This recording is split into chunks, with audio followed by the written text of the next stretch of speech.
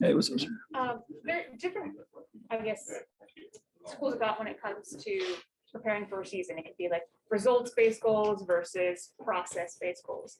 What went into your reasoning behind, let's just make it process-based goals, not numbers-based results goals ahead of this season? We were still figuring out who we were. I think those teams that base their seasons on results or teams that have been there before and know what their expectations are. We weren't necessarily in that phase of what we were trying to get done. We knew we needed to improve. We knew the areas that we wanted to improve in. And that was our focus, was making sure we were better where we could be better. And then obviously as things start to progress, you start to make adjustments as the season goes on. And then, no matter what you have your standard. And us playing to our standard has led, to us having opportunities to win games. So we have to stay at that standard. And that's the adjustment you make as the season goes along. Flipping the script to something else, last game, Jarrett had mentioned that he said to you, JB, I want you to coach me harder to get him to his full potential. As a coach, is that what you want to hear? Is that what you want out of your guy? How rare is that to have a guy come up to you and say, coach me harder? Yeah, I mean, it's who he is. And, like to be able to coach somebody and, and take the gloves off, so to speak, makes our job easier. You don't have to tiptoe around. You can be very direct and to the point. And my approach is always to be truthful and honest. But, when Jarrett and I were having that conversation, it is a relief. It's a breath of fresh air to see a guy, who wants to be coached that way. And, to be honest with you, the majority of the time, Jarrett knows what he's got to do and he goes out and does it. So when needed, it's my job to light that fire.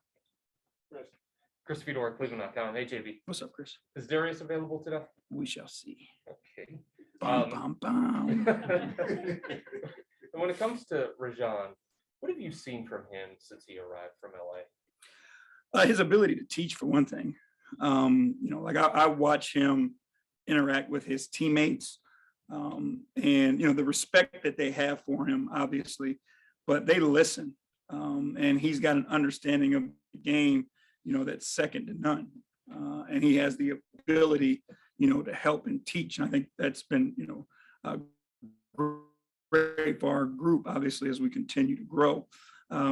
He has an ability that he's on the floor,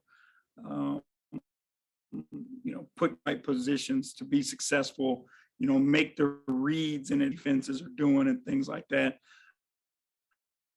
I think that is, that's going to be the largest benefit as we continue to go with him playing. Given your situation, do you need more from him on court when it comes to making an impact? I think his way into comfort with us. I don't think we necessarily need more now.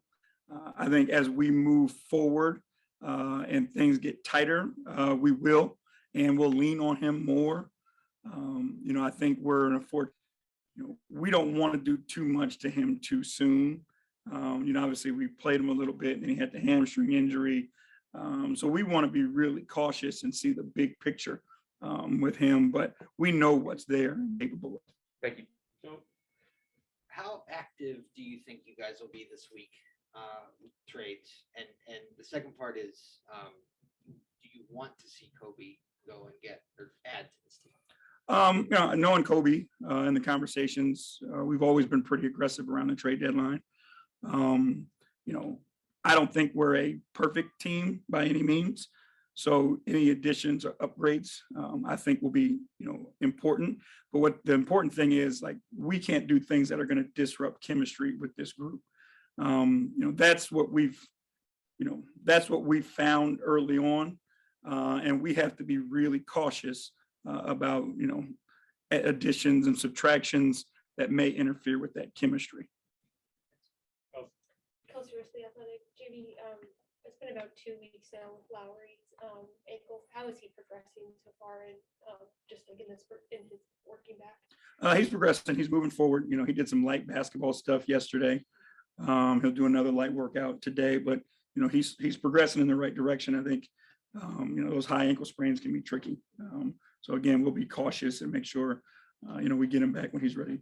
And with Darius's back, is it just something that you sort of have to manage? I know at this point because he has missed a couple of games, but he had played with it earlier on. Like, is it just sort of management at this point? Yeah, and it's again having his best interest, and knowing what aggravates it the most, and then being able to get it to calm down. I think that's what's really important. For him, he'll play through some discomfort, but we don't want to do something where it continues to just make it worse and worse. So we're trying to pay as close attention to that as we possibly can. And it's hard in his position. You think about particular defensively, your back is exposed all night, and big guys are setting screens and those types of things. So we just want to make sure it's not something that ends up lingering longer than it should. Jeff Shadell, News Herald. I was going to ask you about that chemistry. How do you balance that as you do make a trade, maybe to reinforce your backcourt?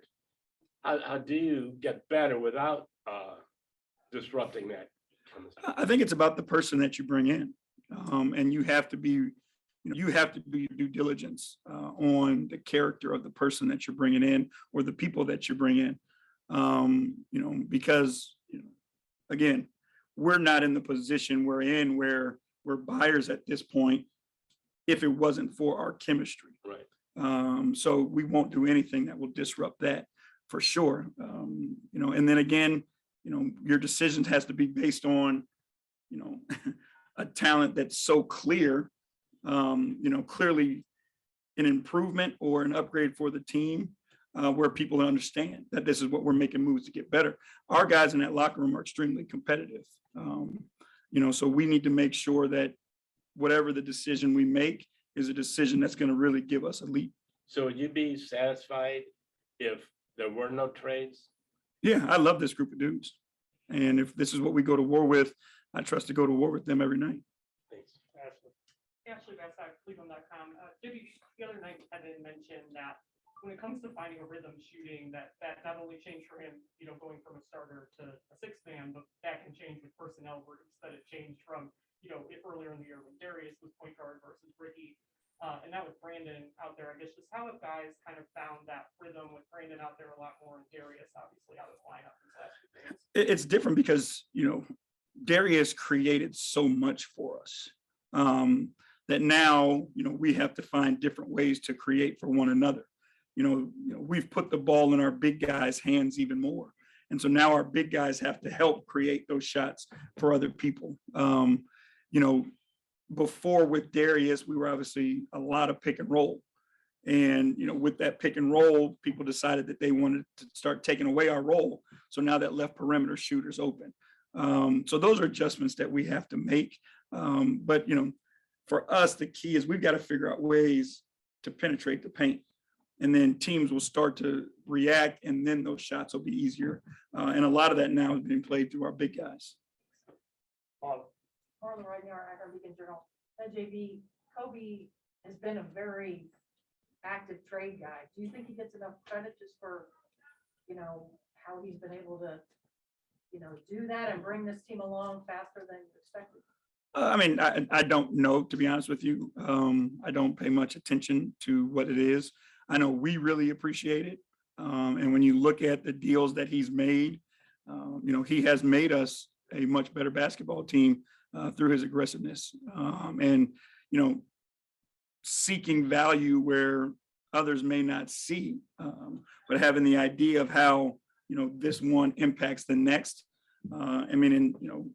The proof is there. You look at guys like Jarrett and what he's been able to do for this team, and that's a credit to Kobe for making sure we got involved in that. What New Jersey or Brooklyn, was trying to do, but it wasn't just Kobe's being singular focused on something. Put himself in position with other teams as well, and that speaks to the communication his reputation, and being able to have those conversations with other teams.